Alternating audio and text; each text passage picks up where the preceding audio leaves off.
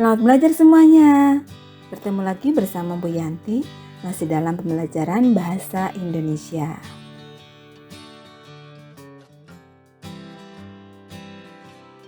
Sebelum Ibu mulai ke materi, sekarang teman-teman semuanya, mari cermati ketiga gambar berikut ini. Yang pertama, di sini ada gambar sop buah. Yang kedua ada gambar Gmail atau logo Gmail. Dan yang ketiga ada gambar mesin cuci. Nah, dari ketiga gambar ini, apakah teman-teman tahu bagaimana cara membuat sop buah yang benar? Atau apakah teman-teman tahu bagaimana cara membuat Gmail yang benar? Serta untuk gambar yang ketiga, apakah teman-teman tahu juga bagaimana cara mengoperasikan atau menggunakan mesin cuci ketika ingin mencuci pakaian? Misalnya, ketika ingin membuat sop buah, maka langkah yang pertama yang harus kita lakukan adalah mencuci buah-buahan tersebut terlebih dahulu. Atau ketika ingin membuat Gmail, maka kita harus mempersiapkan laptop atau gawainya dan memastikan terhubung atau terkoneksi ke internet. Yang ketiga, ketika ingin mencuci, maka harus memastikan kabel mesin cuci terhubung ke listrik. Nah, jadi kira-kira yang akan kita bahas teks apa? Oke, ada yang sudah tahu atau ada yang sudah bisa menebak? Nah, pada pertemuan kali ini kita akan membahas materi mengenai teks prosedur. Nah, untuk teks prosedur ini ada banyak jenisnya, jadi akan kita bahas beberapa bagian terlebih dahulu. KD pembelajaran hari ini yaitu mengonstruksi informasi dalam teks prosedur. Untuk tujuan pembelajarannya, diharapkan setelah kalian mempelajari atau menyimak video ini, pertama, dapat menunjukkan pernyataan umum dalam suatu kegiatan. Yang kedua, dapat menuliskan tahapan-tahapan sebagai prosedur melakukan suatu kegiatan. Perhatikan, di sini sudah Ibu siapkan teks yang harus kalian baca secara sesama sehingga kalian dapat menemukan bagian-bagian yang termasuk ke dalam pernyataan umum dan tahapan-tahapan melakukan suatu kegiatan atau pekerjaan. Nah, untuk teksnya di sini teks yang pertama itu berjudul Cara Menghidupkan Komputer. Nah, silakan dibuka buku paketnya atau dibaca teksnya. Pertama, di sini tentunya komputer merupakan salah satu perangkat elektronik yang sering digunakan untuk memudahkan pekerjaan manusia. Sebelum digunakan, komputer ini harus dioperasikan terlebih dahulu. Dalam mengoperasikan komputer, kita harus mengikuti setiap prosedur bagaimana cara menghidupkan komputer dengan benar. Untuk menghidupkan komputer dengan benar, itulah langkah-langkah berikut. Pertama, buka penutup layar monitor, CPU, keyboard, dan printer. Kedua, pastikan saklar yang menyediakan arus listrik terhubungkan dengan kabel power ke stabilizer atau CPU komputer. Ketiga, tekan tombol power pada CPU dan tombol power monitor.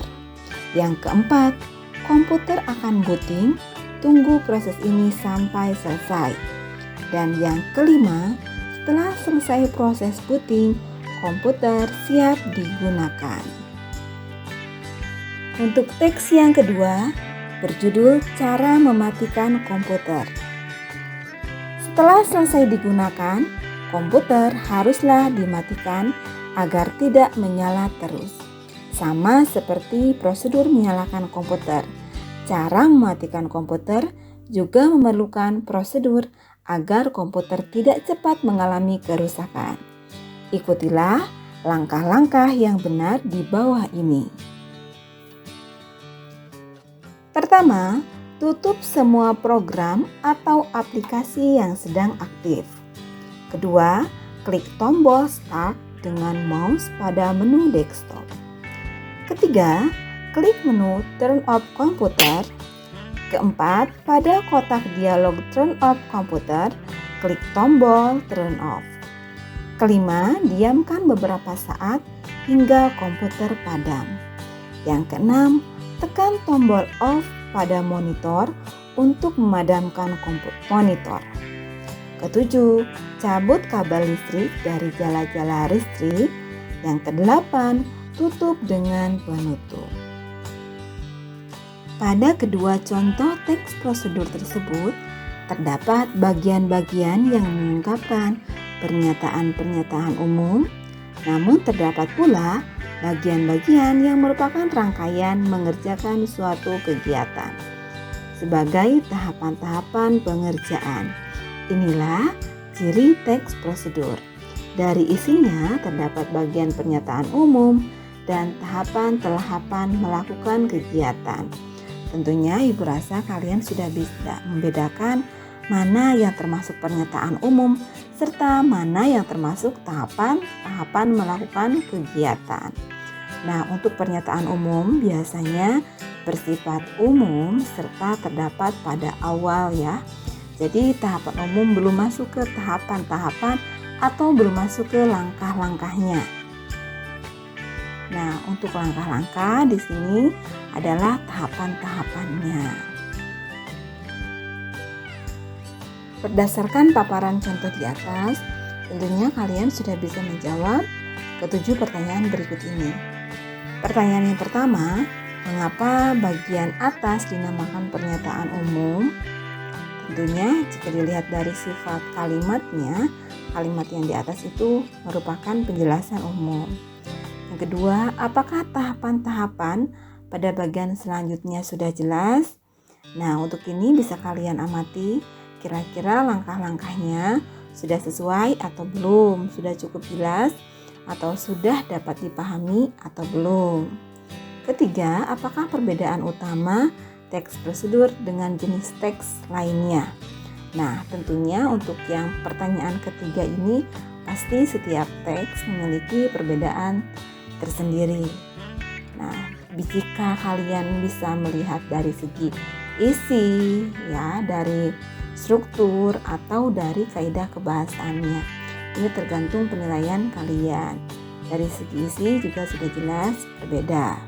Karena kalau teks prosedur ini di sini menggambarkan langkah-langkah atau tahapan melakukan suatu kegiatan atau memproduksi sesuatu.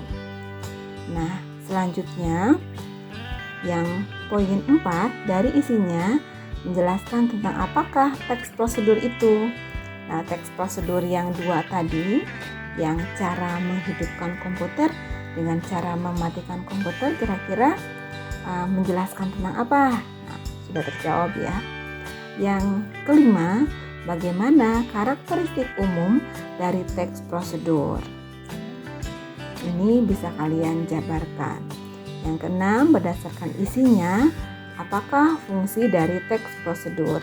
Tentunya teks prosedur ini sangat berfungsi ya, terutama bagi orang-orang yang tidak tahu bagaimana tahapannya atau bagaimana langkah-langkahnya. Yang ketujuh, kemukakan sebuah contoh teks prosedur yang kamu temukan dari koran atau majalah.